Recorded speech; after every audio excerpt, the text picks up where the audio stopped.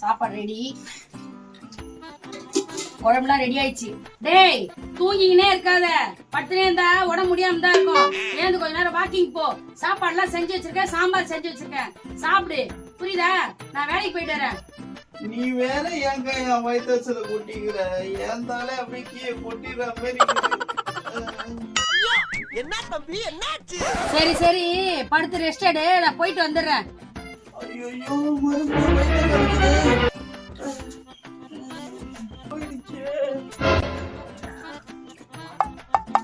பசிக்குது, போய் சாப்பிடலாம். என்ன இதெல்லாம் கீழே? என்ன சாம்பார கீழே ஊத்தி வச்சு என்ன பண்ணிருக்கேன் தெரியலையே.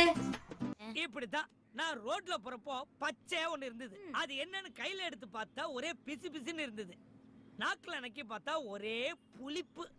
என்னன்னு அது? எருமை மாட்டு சாணி. எடுத்து க்ளீன் பண்ணலாம்.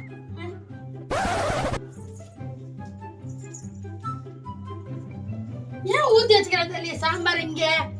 டேய் சாம்பார் என்னடா கீழே எல்லாம் ஊத்தி வச்சிருக்க? என்ன அக்கா ஆயி கையில வச்சுக்குது? அக்கா நீ அம்மாக்கும் மேலக்கா. எதுக்குடா அப்படி சொல்ற? அம்மாக்கும் மேலையா நானு? ஏன்?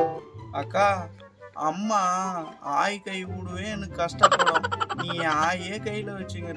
ரொம்ப கிரேட்கா.